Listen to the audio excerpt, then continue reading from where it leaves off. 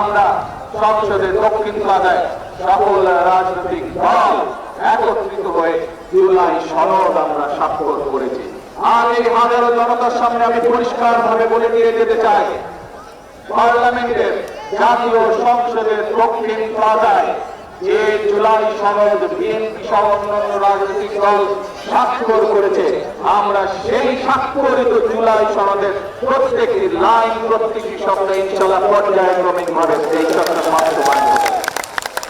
কোন কোন ব্যক্তি, কোন কোন রাজনৈতিক দল আজকে আমরা দেখতে চাচ্ছি যে গণভোট হয়ে গিয়েছে, সেই গণভোটের রায়কে ভিন্ন খাতে তারা প্রবাহিত করতে চাচ্ছে এবং সমগ্র দেশে একটি বিভ্রান্তি তৈরি করতে চাচ্ছে। প্রিয় ভাই বোনেরা, এই যে আমার বক্তব্যের শুরুতে আপনাদেরকে যে পরিকল্পনাগুলোর কথা আমি আপনাদের সামনে তুলে ধরলাম, আপনারা এই হাজারো মানুষ হাত তুলে বলেছেন যে এই পরিকল্পনাগুলো যদি সফল হয় তাহলে ইনশাআল্লাহ দেশের মানুষের ভাগ্যের পরিবর্তন হবে। তাই তো নাকি? ঠিক বলেছে? এবার ঠিক বলেছে? এখন প্রিয় ভাই বোনেরা, আপনাদেরকে সজাগ থাকতে হবে, সতর্ক থাকতে হবে। যারা গণভোটের রায়কে ভিন্ন কাজে প্রবাহিত করতে চায়, যারা জুলাই সনদের অর্থ ভিন্নভাবে তাদের নিজেদের রাজনৈতিক স্বার্থ হাসিলের জন্য উপস্থাপন করতে চায়, এরা বিশৃঙ্খলা সৃষ্টি করতে চায়।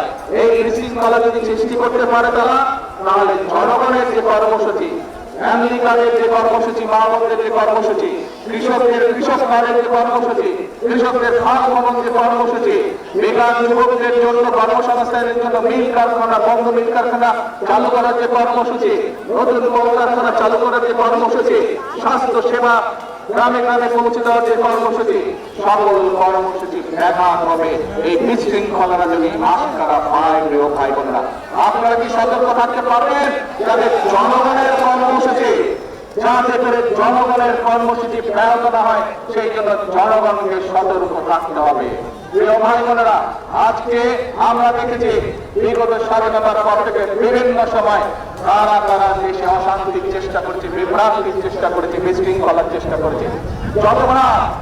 যতবার বিএনপি দেশের মানুষের ভাগ্য পরিবর্তনের জন্য কর্মসূচি গ্রহণ করেছে, অতীতে আমরা দেখেছি আন্দোলনের নামে কিভাবে 173 দিন হরতাল করা হয়েছিল। মনে আছে আপনাদের? 173 দিন কিভাবে দেশের অর্থনীতিকে ধ্বংস করে দেওয়ার চেষ্টা করা হয়েছিল। প্রিয় ভাই বোনেরা, এখনো আবার সেই গ্রুপ আরেকজনের সাথে গিয়ে আসর করেছে। আপনাদেরকে এই ব্যাপারে প্রিয় ভাই বোনেরা সতর্ক থাকতে হবে।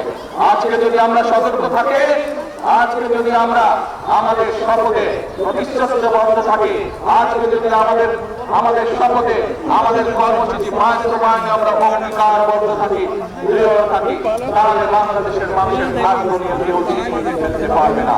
বাংলাদেশের মানুষের ভাগ্য নিয়ে কেউ যদি চিনিয়ে ফেলতে চায়, ইনশাআল্লাহ 5 তারিখে যেভাবে বাংলাদেশের মানুষ জবাব দিয়েছে, ভবিষ্যতে বাংলাদেশের মানুষ সেভাবেই জবাব দেবে।